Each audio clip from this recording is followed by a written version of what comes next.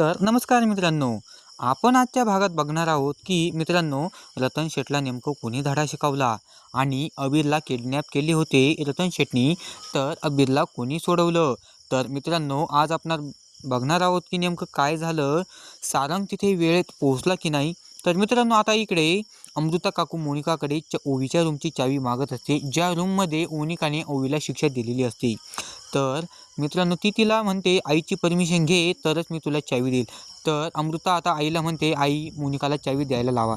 तर आई म्हणते, अगं मोनिका चावी देऊन टाक. तर मोनिका पुन्हा काहीतरी बडबड करायला सुरुवात करते. तर मित्रांनो, आता अमृता एक अशी चटकन मोनिकाच्या कानाखाली वाजवते. तर मित्रांनो, तिथे जो दृश्य झालेला असतो ना, तो बघण्यासारखाच झालेला असतो. कारण मित्रांनो, जी अमृता आत्तापर्यंत त्या मोनिकाचे ऐकून घेत होते, तर तिनेच आज मोनिकाच्या आज कानाखाली वाजवलेली असती. तर मित्रांनो, इकडे तुम्हाला तर माहीतच आहे, रतन शेठनी ज्या अबीरला आपल्याला किडनॅप केलं होतं, तर त्या ठिकाणी आता अबीरच्या अंगावर हात उचलतो.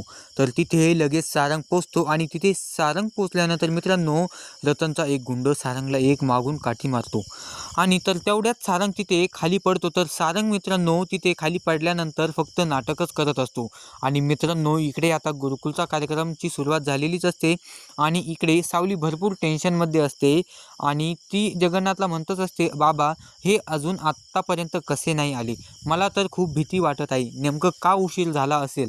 आणि तर ते जाऊ द्या, ओवीसुद्धा अजून आलेली नाही.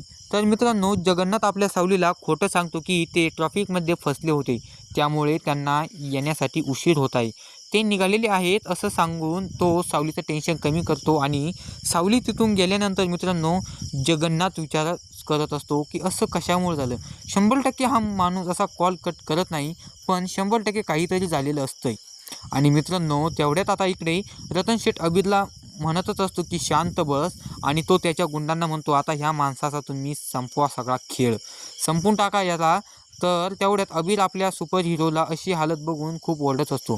तर तो तेवढ्यात आता एक माणूस सारंगला मारण्यास पुढे जातो. तर सारंग एक असा पाय उचलतो की तो माणूस जागेवर खाली पडतो आणि तो सारंग आता तिथे रतनला मारायला जातो.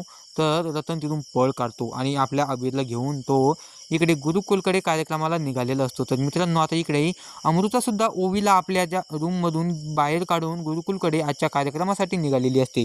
तर मित्रांनो, आता नेमकं गुरुकुलमध्ये कार्यक्रमासाठी आल्यानंतर सारंग आणि सावली यांची नेमकं आता मोठी भेट होणार.